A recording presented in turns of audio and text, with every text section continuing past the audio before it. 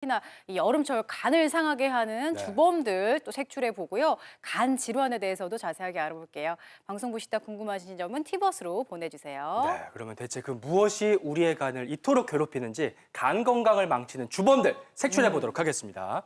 자, 첫 번째는 여름철에 주의하셔야 돼요. A형 간염의 주범인데요. 어패류와 회를 조심해야 된다. 김도영 교수님. 네. 이 여름철에 뭐 기온이 올라가고 하다 보니까 어패류나 회가 이제 관리소홀로 잘못 드시면은 배탈 나고 식중독에 걸릴 수 있잖아요. 특히 이제 여름철에는 간에 염증을 일으키는 간염 바이러스가 증식하기 딱 좋은 환경입니다. 네. 그래서 A형 간염이 대표적인데요. 네. 이 여름철에 A형 간염 그 증식을 활발히 함으로써 이제 입으로 들어와서 간의 염증을 일으키게 되는데 그래서 이제 여름철에 대표적인 간염 주의하라고 하면 이제 A형 간염이 되겠고 특히 이제 간 나쁜 분들, 간경변증이 있는 분들 또 하나 주의하셔야 될 게 비브리오라고 들어보셨을 거예요. 비브리오 네. 폐혈증. 네, 비브리오 폐혈증. 이건 세균인데 바닷물에 여름철에 이제 그 세균이 어패류에 붙어서 증식을 하거든요. 그래서 예. 심지어 간경변증이 있는데 입으로 들어오지도 않았는데 다리에 상처가 있어서 어머. 바닷물에 잘못 들어가서 그 세균이 그 상처로 들어오게 되면 폐혈증까지 그럴 올 수 수 있어. 있습니다. 그래서 음. 굉장히 무섭기 때문에 여름철에 간경변증이 있는 분들은 바닷가에는 좀 가시지 않는 게 좋을 것 같습니다. 예. 네, 여름철에 특별히 더 식품 위생도 신경 써야 될 것 같고요. 그다음 간을 상하게 하는 주범 두 번째 한번 넘어가 볼까요? 이거 약간 의외예요. 간 질환자의 급성 합병증의 주범이라는데 그게 뭐냐면 고지방, 고단백, 보양식. 이거 좋은 건데. 네. 아니 고지방 고단백이라면 장어탕, 꼬리곰탕 이거 다 제가 먹는 건데 삼계탕 이걸 먹고 응급실에 가요? 아직 멀쩡한데 매일 먹어도 이게 왜 간에 안 이게 좋아요? 말이 돼요? 네, 뭐 사실 김현영 씨는 아까 간이 엄청 튼튼하다고 하셔가지고 뭐 사실 그 몇 번 드시는 걸로 크게 문제가 되지는 않을 수 있습니다. 예. 근데 우리가 이거 얘기하는 건요, 이제 이런 음식을 너무 많이 자주 드시는 게 사실 문제가 될 수 있고 기존의 간이 간 질환이 있거나 하는 분들이 좀 조심을 하셔야 된다는 그런 부분이 있습니다.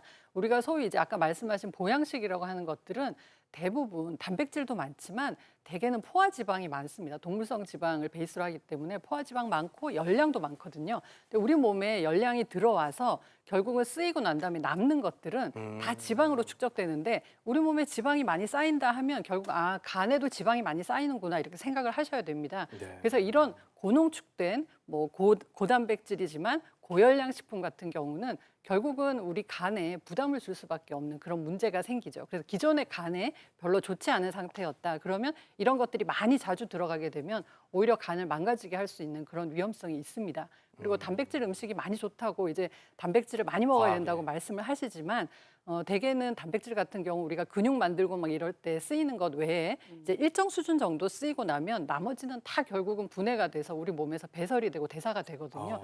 그런 과정에서 결국 불필요하게 너무 많은 찌꺼기들이 신장이라던가 간을 손상시킬 수 있기 때문에 주의하셔야 됩니다. 네, 보양식 많이 먹는 여름철에 각별히 조심하셔야겠고요. 그 다음은 보시면은 지방간의 주범입니다. 지방간의 주범. 뭘까? 혈당과 콜레스테롤 어떤 관계가 있을까요? 네, 지방간이 있는 환자들은 대개는 비만이 동반이 되는 경우가 상당히 많습니다. 그리고 혈당이 높거나 콜레스테롤이 높은 경우도 많은데요. 이게 핵심적으로 이 세 가지의 공통점은 비만인데 비만 중에서도 핵심이 되는 것은 복부 비만입니다. 특히 이제 내장 지방이 많이 쌓이는 복부 비만인데 이제 그림을 보시면 복부 비만이 생기면서 내장 지방이 많아지면 이게 결국은 여기만 쌓이는 것이 아니라 간으로도 지방이 많이 쌓이게 되거든요. 그래서 지방간이 생기고 간에 염증이 생기고 하는 것들을 유발을 할 수가 있습니다. 그리고 이렇게 복부 지방이 많아지면 인슐린 저항성을 유발해서 결국은 인슐린이 제대로 분비는 되지만 작용을 제대로 할 수 없어서 혈당 조절이 되지 않는다던가 또 부가적으로 혈액 속의 중성지방이나 콜레스테롤의 농도를 또 높이기 때문에 이제 그런 문제들이 되고요. 이런 내장 지방은 우리 몸에 장기적인 아주 네. 저강도의 만성 염증을 일으킵니다. 그래서 결국은 심혈관 질환의 위험성을 높일 수밖에 없죠. 당뇨병이나 이 고지혈증이 있다고 다 지방간이 오는 건 아니더라고요. 근데 어떤 사람이 그 지방간까지 쓰리 콤보를 맞을까요? 일단 당뇨나 고지혈증이 있는 분들 중에서 네. 절반 이상에서 지방간이 동반되는 것으로 알려져 있습니다. 어... 이는 당뇨나 고지혈증 같은 대사 질환과 지방간이 이제 비만이라는 공통적인 위험 요인을 공유를 하고 있기 때문인데요. 네. 물론 유전적인 요인 때문에 이 질병의 발병 정도는 차이가 나타날 수는 있습니다. 하지만 당뇨나 고지혈증 환자 중에서 비만도가 심하면 심할수록 이러한 지방간이 동반될 가능성이 높아 주의가 필요합니다.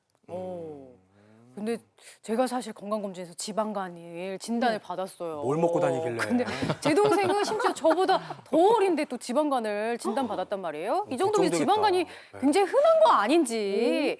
그리고 또 이렇게 치료 안 받고 저희 그냥 있어도 괜찮은 건지 궁금합니다, 교수님. 네, 지방간 네. 흔하죠. 저도 지방간 있으니까요. 예. 성인의 10명 중 7명은 지방간 갖고 있는데 너무 무시하거나 너무 또 걱정하시면 안 되는데 예. 한 가지 알아두셔야 될 건 지방간이 기름만 끼는 지방간이면 괜찮은데 염증 세포가 모여드는 지방 간염이 될 수 있거든요. 특히 이제 당뇨병이나 비만 같이 갖고 있는 분들은 그런 지방 간염 위험이 더 올라갑니다. 지방 간염이 되면 이게 간경화가 생길 수 있는 또 위험 요인이 되고요. 간경변이 생기면 간암 생길 수 있고 많은 합병증이 생기잖아요. 근데 네. 실제로 지방간 있는 분들이 이 간으로 고생하는 것보다 동반한 그 심뇌혈관 질환으로 더 고생하는 경우가 많은데 그게 바로 이제 그 인슐린 저항성이라든지 이런 대사 질환을 같이 공유하기 때문이에요. 그래서 지방간을 꼭 치료해야 되느냐? 경한 지방간은 그냥 체중 조절 정도만 하시면 되고요. 지방간이 심하고 또 동반 질환, 고혈압, 당뇨병, 고지혈증 갖고 있는 분들은 지방간도 관리해야 되지만 이런 동반 질환도 꼭 관리를 하셔야 됩니다.